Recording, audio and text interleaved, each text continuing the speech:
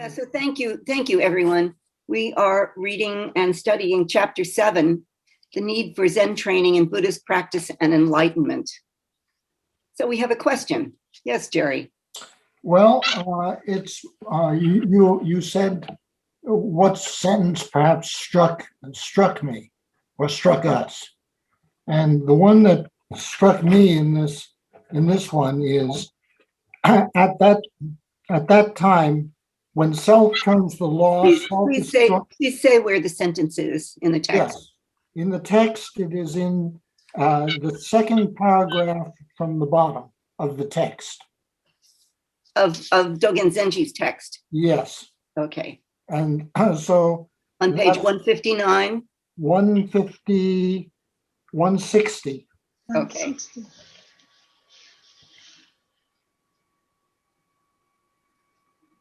Says when the self turns the law, self is strong and law is weak. And later he expands on that quite a bit in this chapter.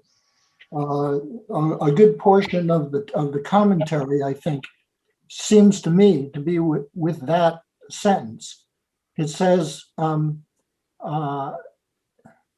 in that case, your own. This is now the top of 163. It says even at the bottom of 162. Even if you try to stop treating the body as mine, inevitably, because of the habit you have had until now, the viewpoint of the self is stronger, and the Dharma doesn't really move. In that case, your own viewpoint is strong and the Dharma is weak. However, if you keep on trying that for some time, then there will be a moment when you notice the Dharma moves first before your thoughts move. And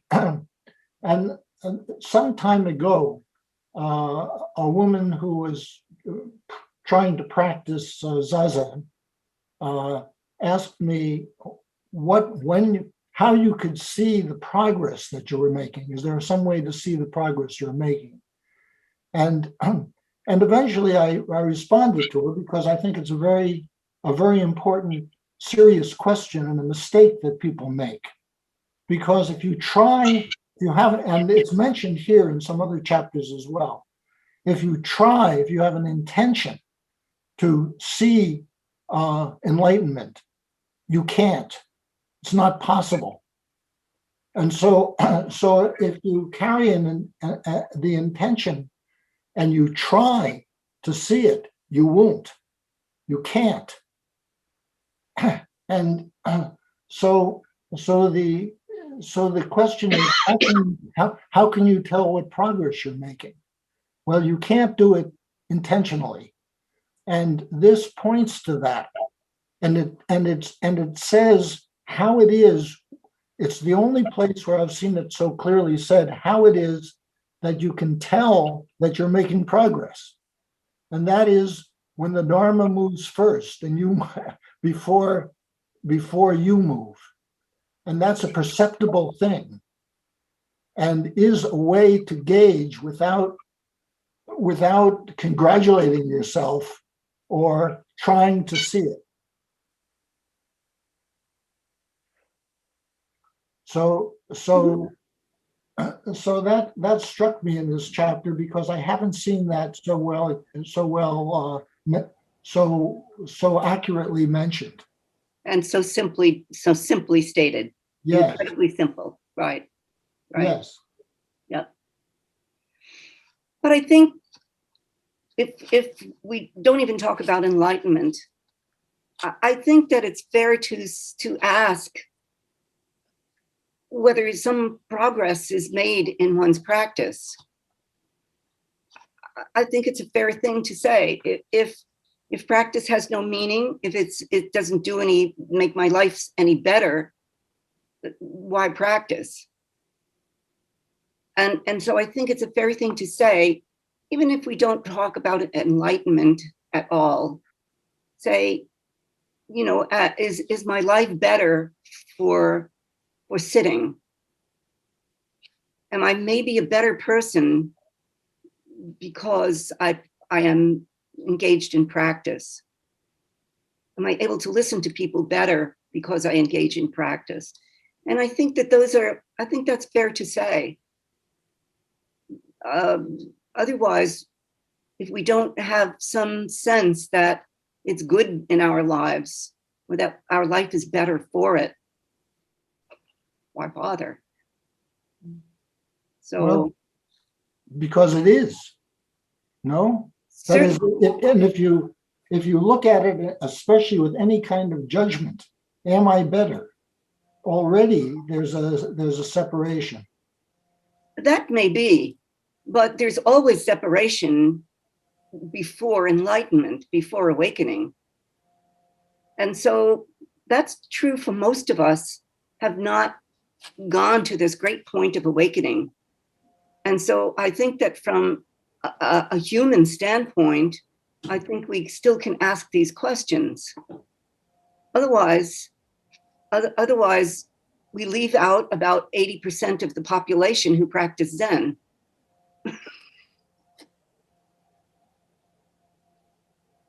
I think it's fair to ask, is my life better because I practice? And it may be that that's a separation, but that's not such a bad separation. I mean, it's just this relative standpoint that I'm saying that in. I have a follow-up question to Jerry. Jerry's comment. What does that mean when you say you notice the Dharma moves first before your thoughts move? What does that mean? I'm not sure. I can try a little bit, but I not feeling that I'm so right here, right now. I can't actually demonstrate. I don't pretend to be able to. So that makes it kind of hard, because the only way to really give you an answer is to have the answer come from that place. What does it mean? It means that you're a lot quicker than you can think, and your body will respond much more quickly than you can think. So if you have had, and now I give a little bit of opinion. It may not be so accurate directly to your question, but if let's see, what an old man, I lose my train of thought in a way that I never did when I was a kid. But if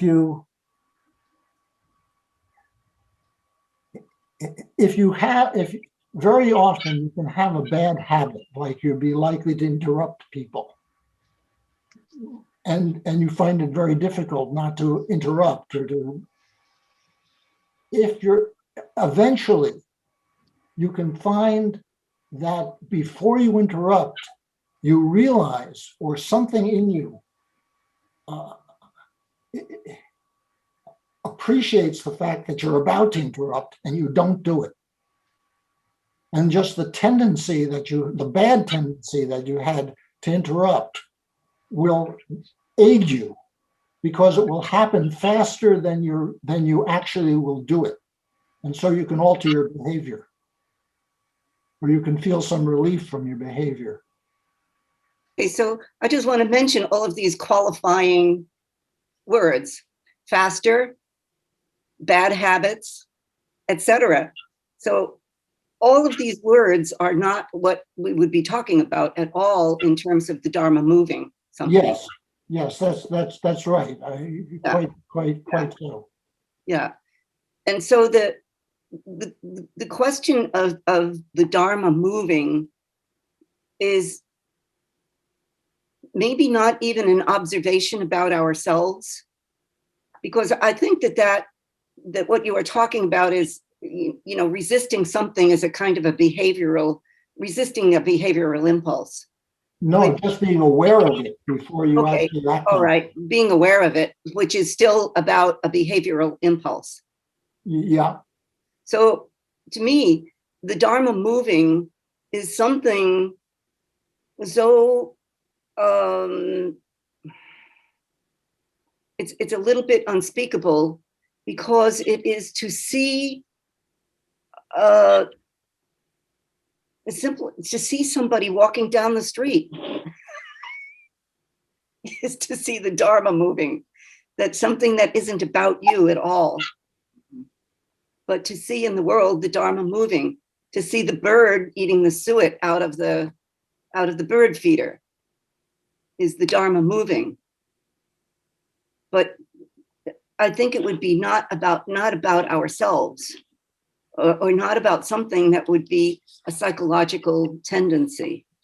Well, it says, then there will be a moment when you notice that the Dharma moves first before your thoughts move. Certainly. So we see straight away somebody walking down the street. We see straight away the bird at the feeder without any other words around it. We simply see the activity of life. And that's it. Nothing made out of it other than that.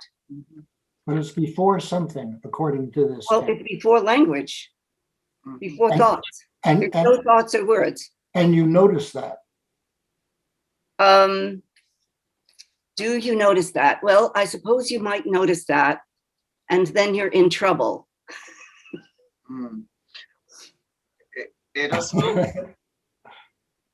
Yeah, I'd just like to add one other thing, that I emphasized trying to get something. But in trying to get something, there is judgment. It's like sitting. Of course. Like trying to recover a past experience. Right. Like, you were divorced. Your body almost moved by itself. So you sit trying to feel that sense of your body moving by itself. But that's a continuous judgment that totally defeats you and will forever. Sure. So even in Roshi's saying, when you notice the Dharma moves first before your thoughts move. And of course, the moment you notice that, it's over. Because you're noticing. So you might say, oh, I had that experience. And so, but once again, once you notice, that moment is over. So we have this problem of noticing ourselves. And so when we are able to see or to hear without the activity, any other follow-up activity around it, then he answers the question that Allison asked Kondo Roshi, can you be there all the time? Can you be there continuously?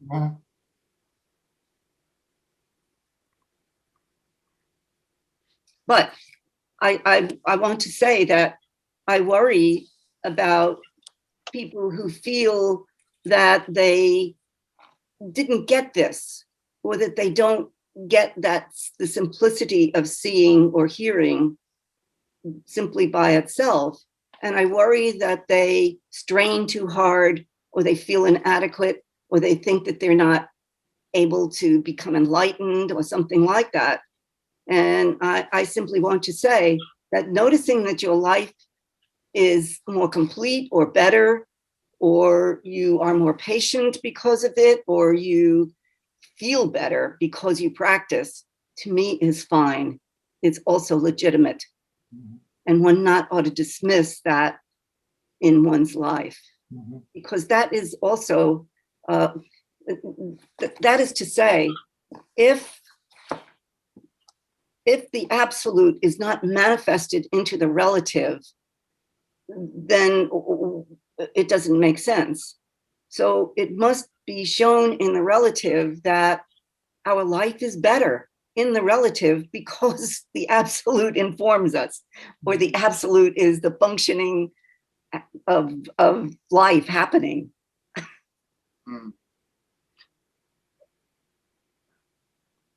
Edo-san, along these lines, the word that came out for me, and I'm looking at page 64, that first big paragraph. The sentence beginning, distinguishing clearly between the What, excuse conditions. me, what page? 164. Okay, The sentence begins distinguishing clearly between the condition.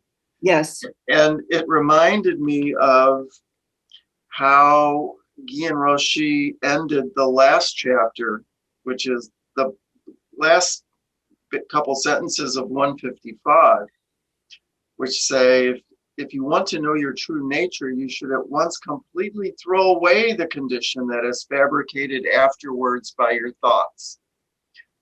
And now he's saying, distinguish between that condition and the condition that is before thought occurs. right. And so is the activity of distinguishing, is that the point of practice? Is that the secret that he's talking about, is cultivating that capacity to distinguish as things are occurring in the moment? That is my feeling. That is my feeling, Bob, is that to be able to understand when one is in the world of samsara, and that one must drive the car and one goes to the gas station and fills up the tank and takes care of all these things in the relative world, to understand when one is positioned in that world, in that Dharma position, and the position of awakening, to understand the condition of one and the other. One is the essence and one is the condition. We could call it that. Ah, Right? okay. And we simply are able to distinguish one from the other. Okay. And I don't remember how Kanto Roshi answered you, Allison, about staying all the time. My feeling is that we must be able to function in the relative world, and that we don't get away from that. It's the world we are in. Mm-hmm. And so to be able to distinguish is the secret. Okay. I think that's where I was confused. For whatever reason, I was thinking about it in either or terms. Either you're this or you're that. And when we were talking earlier during the week, I mentioned chasing my tail. That's what I think I was getting at, not realizing that distinguishing between the conditions is really Yes. an ongoing Yeah, practice. exactly. But I also like the way Heejin Kim refers to it as negotiating. That we continue to negotiate our consciousness continually between the worlds that we live in, and that, you know, that we balance them. I mean, ultimately, we want to, you know, synchronize so that we have the world, the hands. This is the relative, this is the absolute.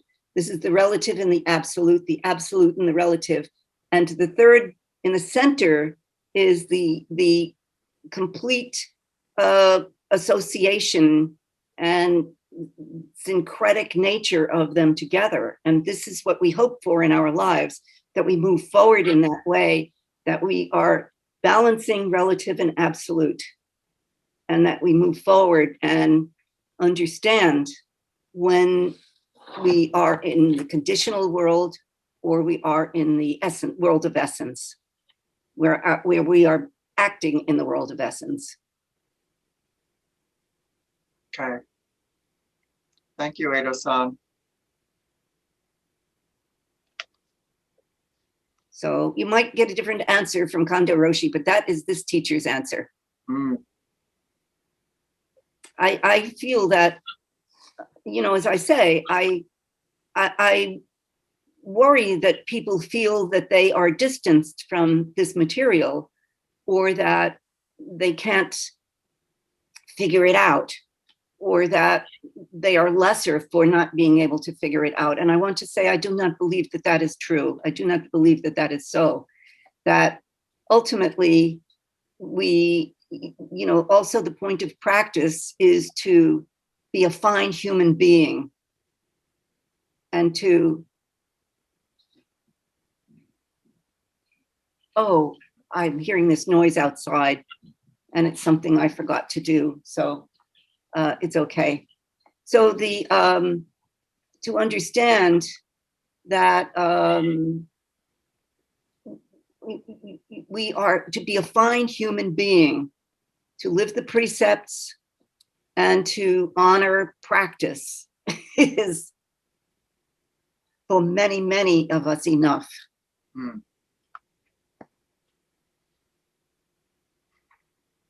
So is the part on page 162 and 163 when he talks about the Dharma or the law turning the self and the self turning the Dharma, and that when one is weak, the other is strong. Is that kind of, let's see if I can find it where he clearly says, in the middle, second paragraph of page 163, Mm-hmm. and the sentence starting with then, it's just a couple of sentences down. Right. Then the Dharma becomes stronger and the viewpoint of the self becomes weaker. There are these two modes in living. This is the difference between the way it is at the beginning and when it becomes right. One other thing is that depending on the person, sometimes the viewpoint of the self is overly strong and the Dharma is weak. Sometimes the Dharma is intense and the viewpoint of the self is weak. And then he said, although the Buddha Dharma, this is from Dōgen, the Buddha Dharma has had these two aspects since long ago. And then he says, there are these two ways. As for what I've just mentioned, we can think of both of these conditions. And so either one is okay. Just go along with that condition accordingly. Is that part of what we're talking about here? Right, right. I mean, this is also a point of faith in that we continue to practice no matter what, because we see the truth of practice.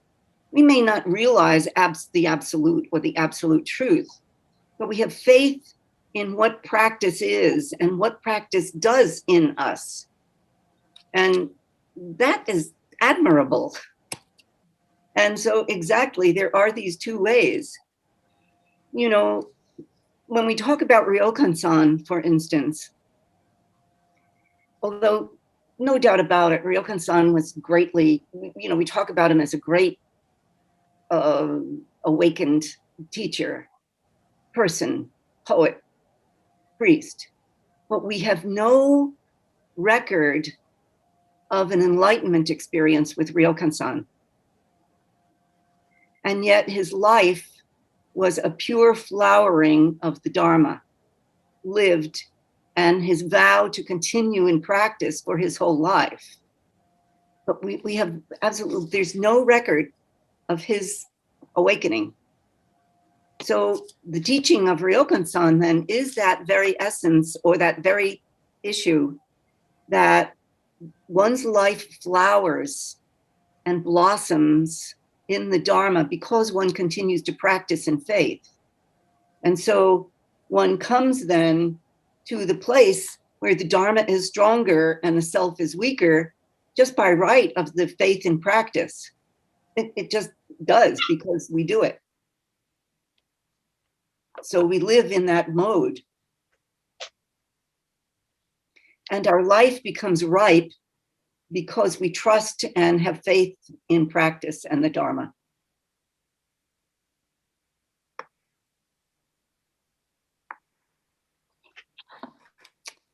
So just go along. Either one is okay. Just go along with that condition accordingly. So it means no one knew or expected to find the way there in the, well, it goes on and on, but I want to say that for on the sake of those who are mystified by the simplicity of this book or the simplicity of this teaching. It's that you are all here taking the book, reading together, and wanting to be with it and understand it is the activity of the Dharma. It is the blossoming, and it is that opening, and it is indeed the, that, the purity of life. So we are doing it. So, Edo-san, would it be correct to say that when we talk about the Dharma moving first before our thoughts move, that through practice, through precept, living the precepts, through all this that we live, when we act in such a way where we are unaware of self, that is the Dharma moving first. yes. And then sometimes we reflect later, and then the reflection comes later. There's the acting that comes Right. first. That's right. Yeah. Okay. I mean, so you're in the supermarket and somebody drops something, an old lady drops something. You don't think about it, you just pick it up and you hand it to the person, right? That's Dharma moving. I mean, it happens all the time with us, and we just don't recognize that it's happening all the time, and that we are in the world, and we are, extending kindnesses and so forth, and that's the Dharma in motion. So, and we don't think about it. We just do that because of who we are. So we don't question it. Just, yeah. Or if, you are, you see a beggar on the street, you don't think about whether to give that person money or not. You just hand over $1. You just do it. That's the Dharma in motion. That's the Dharma moving first. So I think that's lovely language for it. I mean, it's, I don't think I've ever conceived of it that way. And it's motivating in its own way. That seems odd, but it's, it makes one more aware of the magnitude, I guess, of, and yet also not, right? It's just how it is. Yep.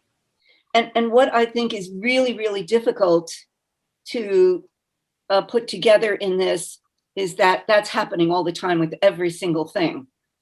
That it's happening whether or not we're thinking about it. And even if we are thinking about something, it's still the Dharma doing the Dharma. And that's very hard to put together and to understand that the entire world, the universal entire world, is the motion of Dharma. And to truly realize that, that's difficult.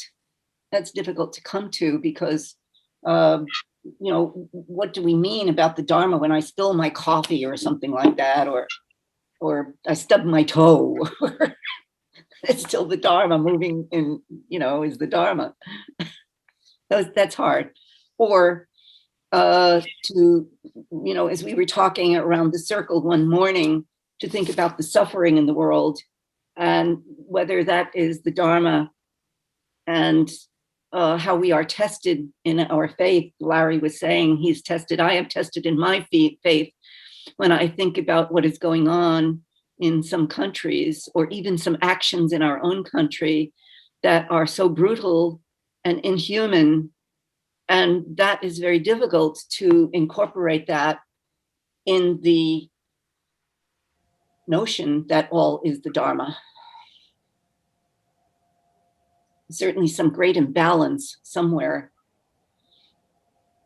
I suppose that's impetus to be a universalizing religion then, because the more people who are practicing, the more we could imagine, if I engage my imagination, that there are more positive actions than negative actions. Yeah, right. And as you know, Dōgen Zenji starts out that the Buddha Dharma is superior to any other teaching. And that's a big statement. But it is entirely universal and it encompasses all activity of the universe.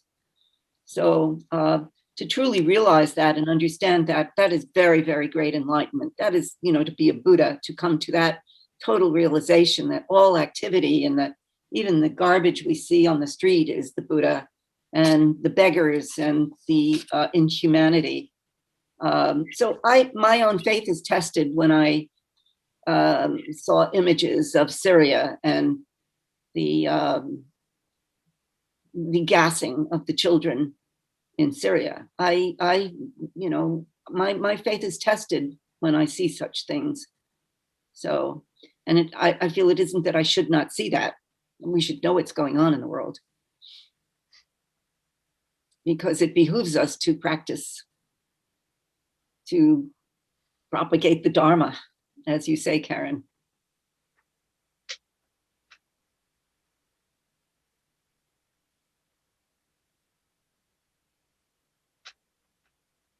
I mean, Ryokan-san, you know, said at some point, he says, no matter how hard I try, no matter how hard I practice, I can't stop suffering in the world. His own suffering, you know, we can come to terms with, but to stop suffering in the world is, no matter how hard we practice, there is suffering. That is one of the truths of the Buddha, that there is suffering. And there's no end to it. And there's certainly times when there seems to be a preponderance of it, and greater than at other times. So, but think of, you know, when I think of what it takes to get one Buddha out of this universe, one Buddha to come out of this time, one living Buddha. Imagine the power of practice that we must demonstrate to bring one Buddha alive in our presence. That's a lot. That's a lot to do. And that's what we should hope for and practice for, not ourselves, but that my practice will make one Buddha somewhere. Not my practice, but practice will be the impetus of one Buddha in our time, one living Buddha. And there's always a living Buddha in I think there is. It's the historic Buddha is the Buddha of our time, Shakyamuni Buddha. But we still should have one living Buddha among us somewhere. And imagine the power we must have to practice to make that happen. Whew.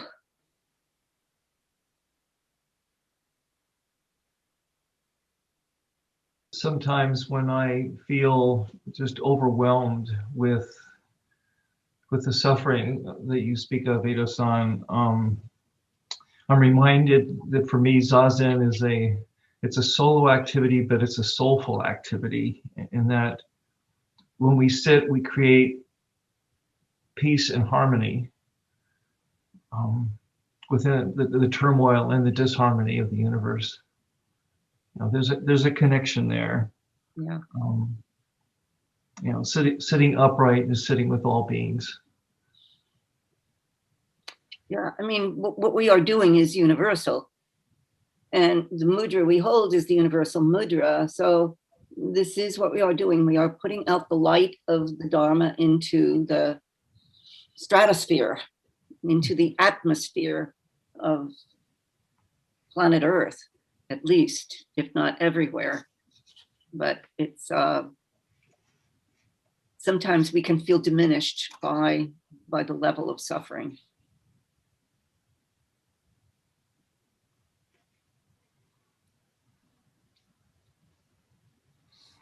So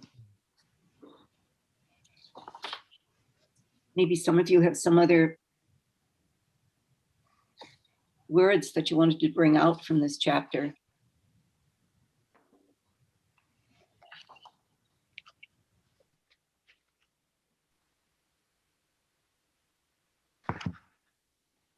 When I say about the importance of recognizing the quality of our lives and the goodness of our lives and understanding that we live well. I mean, we're all good people. We're not bad. Nobody's bad here. We're all good people. And to understand the importance of that, it's still appropriate to teach awakening at the same time. It must be taught. It must be put out into our midst so that we understand that we're not finished. Our work is not finished.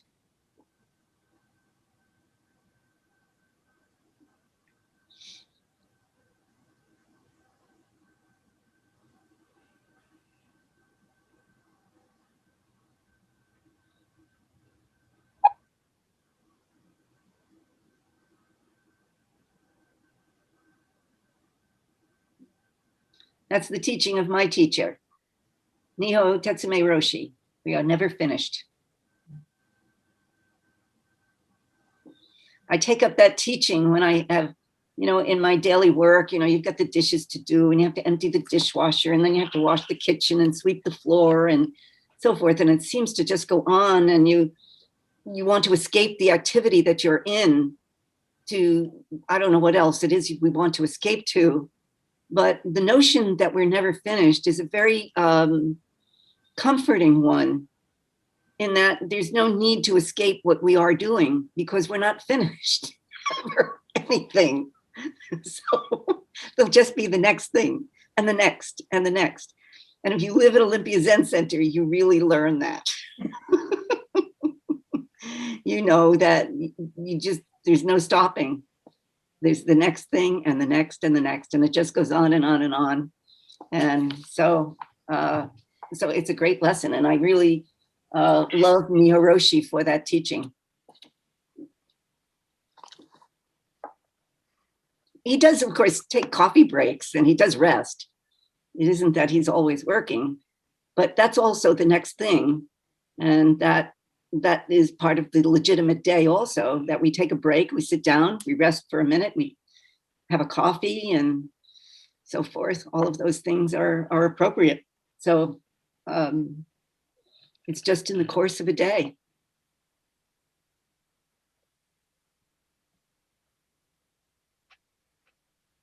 For some reason, what popped into my mind there was thinking about the opposite of people whose lives are lived in such a way where they have no opportunity to be engaged in things that make them feel like they are never finished. And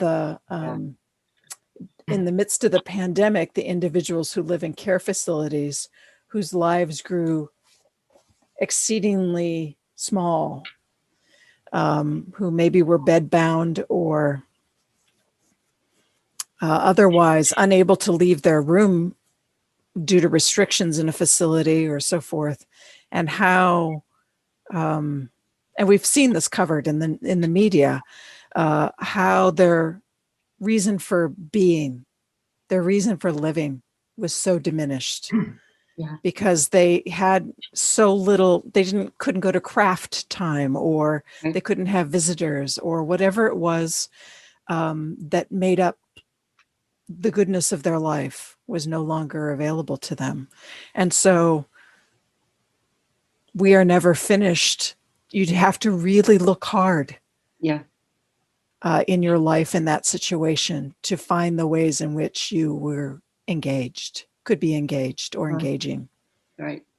So in those situations, if we have come across the Dharma, if we've come across the teaching of the Dharma, we have the opportunity to live it without interruption, without all the other stuff of daily life intervening. We can become a true, hermit meditator, to truly work for peace in the world via that practice.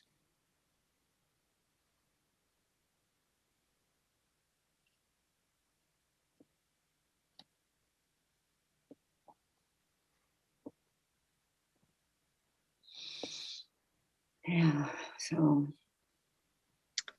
I'd like to talk a little bit about the story on 161, the story of Dōgen, the person who loved dragons. Oh, I really like that story, and I guess I saw a little bit of myself in it as well. I hate to admit it, but I think in the beginning, I was kind of in love with the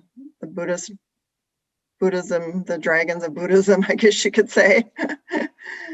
And then when he finally did meet a dragon, he was dumbstruck. I don't know. I just found that a really endearing story, and a kind of a way to point out how multi-layered, I guess, or nuanced the ego traps are, the nuances of the ego and all the different ways it manifests. So I don't know how other people related to that story, but yeah, it just made me feel like there's so many different things to think about in terms of how we fool ourselves. Yeah, I think that's true, Joan. And to me, I take it as maybe the intellectual route.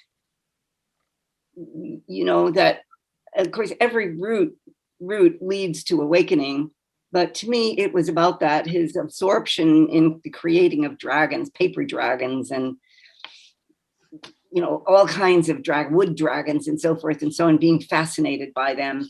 And you know, a kind of an intellectual approach to the phenomenon. And then to be suddenly, oh, can you imagine a real dragon? Imagine that. It is a wonderful story. I enjoy that story also. Yeah. Yeah.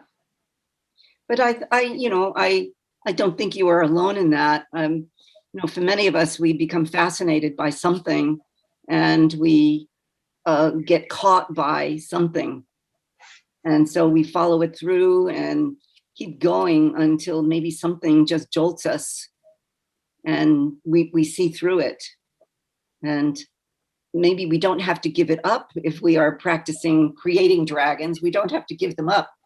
We have to be able to see through. That's all. Once again, it's that question of seeing through, as Bob pointed out. It's that the importance to be able to hold both conditions.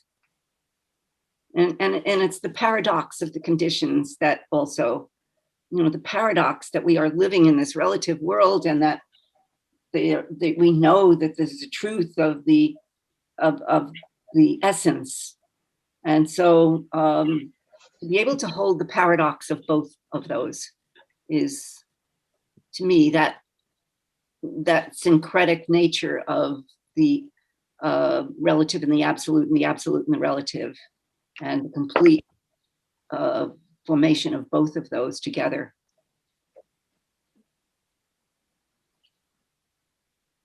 That is what Gien Roshi is talking about. You know, trusting, and that is the motion of the Dharma. That is the, you know, the Dharma action occurring. So, you know, for most of us, we don't want to appear a fool. We don't want to appear inadequate in something. And I mean, especially if we're in a professional situation, and we don't want repercussions. We don't want to feel that there are going to be criticisms about how we are with a patient. And so that's extremely difficult. And I mean, ultimately, you just have to not worry about it. And the more you are yourself, of course, the more genuine one can be with someone. And that authenticity comes across. And that authenticity only happens when we give up any concern about how we are doing.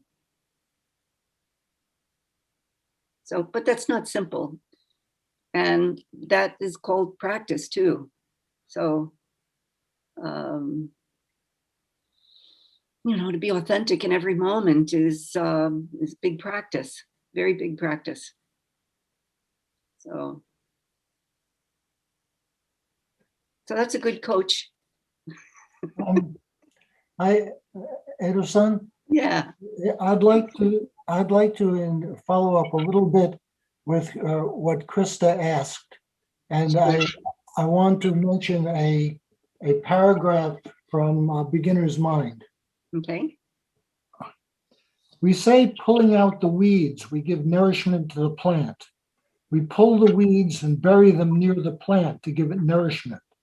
So even though you have some difficulty in your practice, even though you have some waves while you are sitting, those waves themselves will help you. So you should not be bothered by your mind. You should be rather grateful for the weeds because eventually they will enrich your practice. If you have some experience of how the weeds in your mind change into mental nourishment, your practice will make remarkable progress. You will feel the progress. You will feel how they change into self-nourishment. Of course, it is not so difficult to give some philosophical and psychological interpretation of our practice, but that is not enough. You must have the actual experience of how our weeds change into nourishment. And that's what I was trying to say when I spoke to Krista, and that's the kind of, I won't try to say too much more about it. That's the sort of, on the one hand, there's the experience that happens before. Experience is just experience.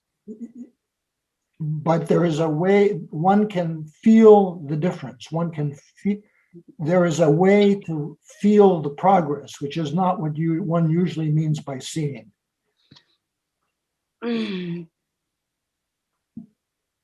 Okay, so if there is an awakening experience, it isn't that one forgets it or that one is unaware that one has an experience. It's an experience. So, sorry, I forgot what I was going to say now about that. Very fine point. But the experience is just the experience. Again, we remember it because it happened to us. It just happened. So we can know that that was some progress by right of that. In the experience itself, there is nothing interfering that worries about looking at itself. But, the next day, let's say, we know that something happened. And so totally legitimate. And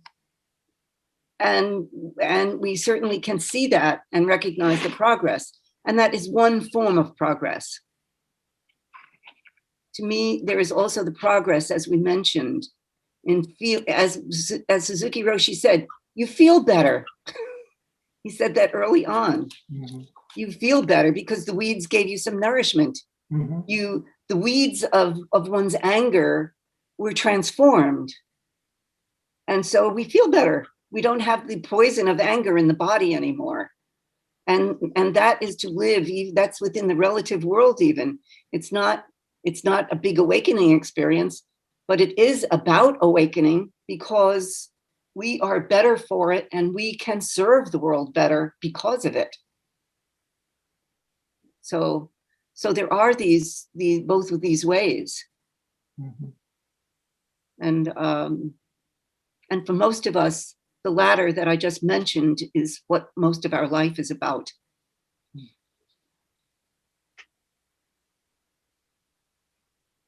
While we continue to recognize that we're not finished. There's always work to do. And it's Suzuki Roshi who said, we're perfect just as we are, but we need a little work, something like that. Maybe Larry quoted that once. I think that's correct. So anyway.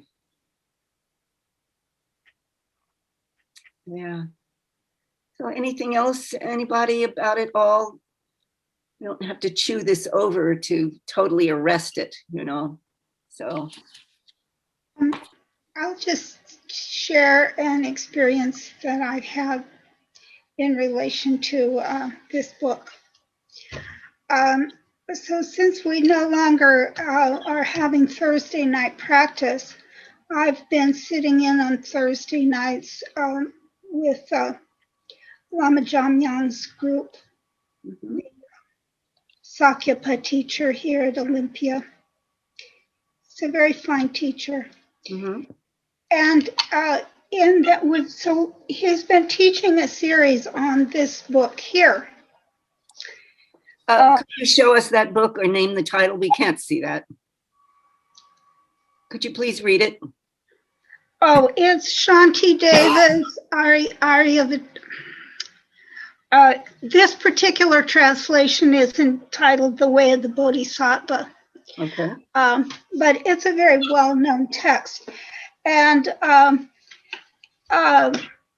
written several hundred years before Dōgen, and is in use in both Tibet and China, disseminated through both Tibet and China. And my husband started a translation of this book and didn't live at a time when it had never been translated before, and didn't live to finish it. And so I've had, and eventually it's gone through, it's been translated half a dozen times now, one of which has been on my shelf for close to 40 years, and I've never read it. So I was very interested that Geshe-la is going to teach a series on this book. And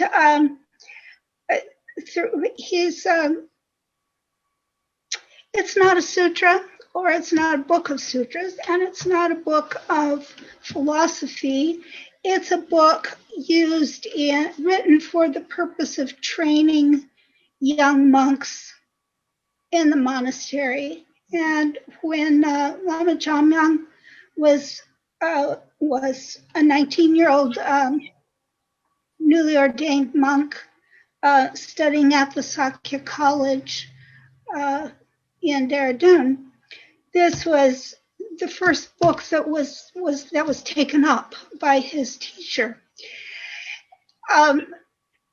So although it was very interesting to me.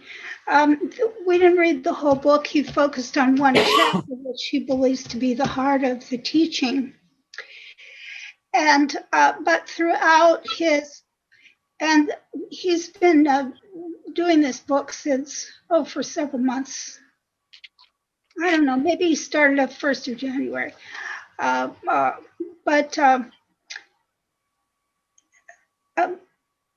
So it's been of personal interest to me. And throughout his teaching on this book, he's emphasized consistently the structure of the book and how each chapter or theme or topic within a chapter corresponds to the practice that they are learning in the monastery. So this afternoon, and he's finished now. He finished the series last Thursday. I don't know if I'll continue going back or not. I just was interested in this particular teaching. But so this afternoon, when I picked up Gien Roshi's book to read this chapter, and I was just looking back over the different in the different chapters and the structure of this book, it suddenly struck me that it's almost identical to the one we've been reading on Thursday night. The order of the topics and the structure of how it's presented. So I was just so struck by this. Dōgen was not making this up. He brought it back from China. And it was just very exciting to me to just directly observe that. But what I want to share is, so Geshe finished this. He finished this teaching last Thursday, and his parting words were these: if you were dying of thirst and you had a water bottle right by your hand, you could read the label as much as you wanted to, but if you don't drink the water, you cannot be hydrated. That's about the truth. That's right. That's right. Yeah. So, yeah. All right. Well, maybe that's a good thing to finish on, and we all go to the deep well.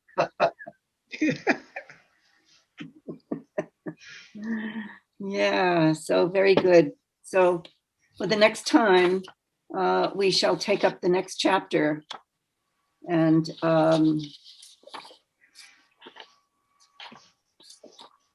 I think it's short enough for us to consider the entire chapter also.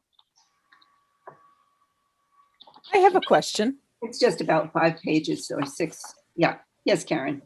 I thought this chapter was different in that it had the calligraphy immediately before it. Mm-hmm. As someone who was involved in the design of the book, can you explain why that showed up where it did?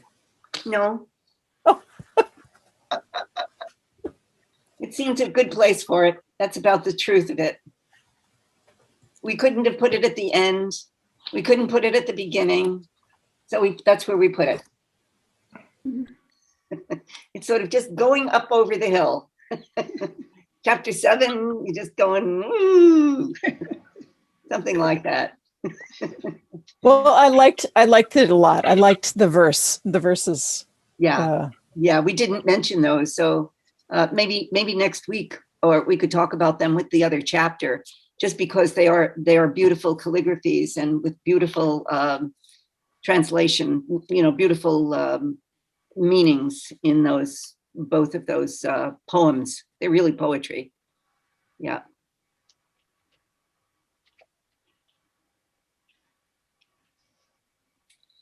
Yeah.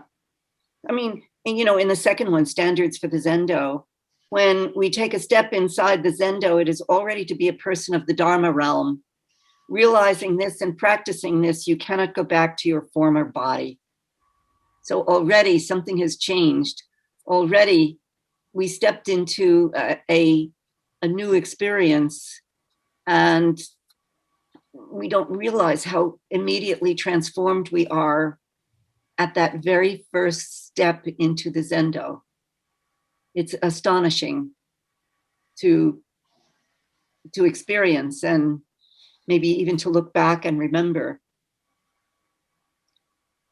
Proceeding further, there are no gates. Retreating, there are no paths. I beseech you, look. So it's those beautiful poems. Beautiful poems. Let's talk about them next time, because I feel that there's a Zoom length of time that works, and if we go too far, we begin to unzoom. We become Zoomless or something. I think there is Zoom exhaustion. Zoom requires a lot of concentration, a lot of focus. There's a lot of activity, a lot of faces to see, and I feel that an hour and a quarter is perfect. Hour and a half is tops, and more than that, I think is too much. So let's look at those next time. Please read them. They're wonderful if you are sitting in the morning. Wonderful to recite those at the end of your practice in the morning. Maybe we'll take them up as, to recitation. They actually be wonderful to chant in the Zendo. Maybe we'll chant those on Saturday. The Dharma realm is a manifestation of the self. This is already realized. There is nothing that can be done about this fact, yet people doubt this.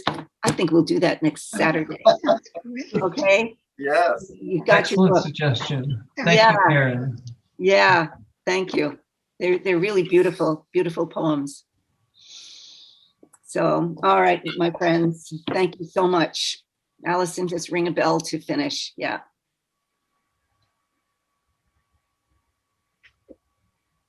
Beings are numberless, I vow to save them. Delusions are inexhaustible, I vow to end them. Dharma gates are boundless, I vow to enter them. Buddha's way is unsurpassed, I vow to become it.